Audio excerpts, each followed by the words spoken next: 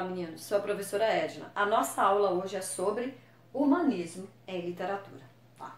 Então, para que a gente siga o humanismo, vamos lembrar um pouquinho sobre o trovadorismo, né?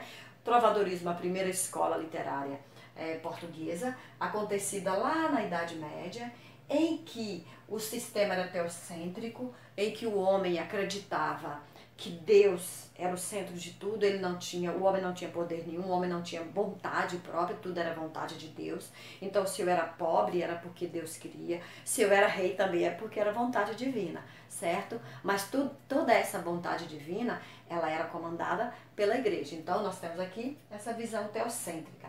A linguagem era a língua galego-português, né? Tinha umas cantigas, uma vez que a grande maioria da população era analfabeta, eram cantigas, e a linguagem, é lógico, era oral, certo? Tá.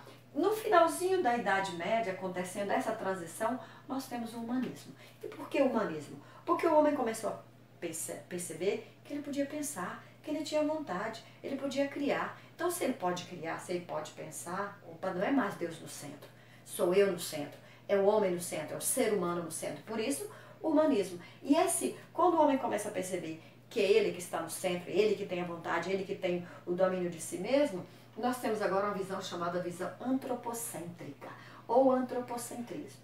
Tá? E o que é que foi produzido em termos literários? 3 gêneros. O gênero lírico. No gênero lírico nós temos a poesia palaciana. A poesia, agora nós temos uma poesia que não é mais cantiga. Como nós temos uma população maior que já sabe ler, já sabe escrever, a cantiga se separa da música, agora nós temos uma poesia escrita, uma poesia para ser lida, para ser declamada, com versos, com estrofes, com rimas, aliterações, as assonâncias, tudo isso para causar musicalidade, certo? Esse aqui, no gênero lírico, nós temos a poesia palaciana. A poesia palaciana, por que palaciana?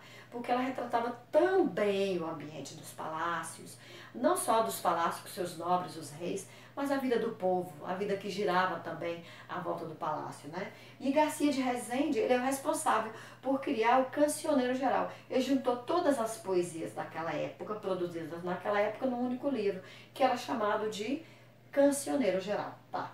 No gênero dramático, você se lembra, o gênero dramático, que é um texto para ser representado, nós temos aqui Gil Vicente, o grande nome do teatro popular. Gil Vicente, ele criou autos e ele criou farsas. Os autos são textos de cunho religioso, em que ele coloca em xeque a salvação e a perdição, ou o céu e o inferno. Para um exemplo, para que vocês relembrem, né, o Alto da Barca do Inferno, em que 2 barcas, no dia do julgamento tinha 2 barcas, uma em que ele era guiada pelo anjo e a outra pelo demônio. No final, o anjo vai para o céu com 6 pessoas e o demônio ele vai com a barca dele lotada de pessoas para o inferno, certo? Tá. Isso aqui no gênero dramático em autos. Gil Vicente também criou as farsas. As farsas são peças teatrais, mas de cunho satírico, em que o intuito dele é causar riso, satirizar uma pessoa, tirar sarro, digamos assim, de uma situação. Então ele satirizava mesmo, ele era cruel. Uma farsa aqui, a farsa do Velho da Horta, em que o velho ele queria se casar só com meninas jovens, com menininhas. Então ele cria esse texto em que ele satiriza essa situação de um idoso, um velho, querendo apenas casar-se com meninas. É uma peça bem bacana, bem interessante, que vale a pena ler também, tá? Assim como o Alto da Barca do Inferno, assim como o Alto da Compadecida, que é do teatro moderno de Ariano Suassuna, maravilhoso Ariano Suassuna, né? E no gênero narrativo nós temos Fernão Lopes. Fernão Lopes, ele criou as crônicas historiográficas. Crônica historiográfica, história, vem de história, né? Então o que é? Qual foi o papel dele? Ele foi contratado para cuidar da biblioteca naquela época. E ele percebeu que na biblioteca faltavam muitas informações, muitas lacunas. E aí ele começou a escrever sobre os reis que antecederam aqueles da época em que ele estava. Então ele escrevia sobre os reis, sobre os costumes. E as pessoas começaram a ver e começaram a gostar, né?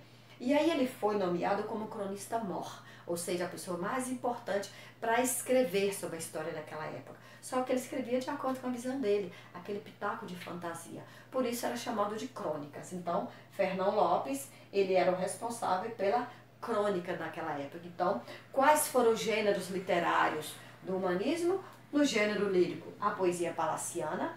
No gênero dramático, o teatro de Gil Vicente, o teatro popular, que ganhou um alcance enorme, porque as pessoas que também não sabiam ler, iam aproveitar o teatro de Gil Vicente, né? Que ele criou autos e farsas. E no gênero narrativo, nós temos Fernão Lopes com a crônica historiográfica.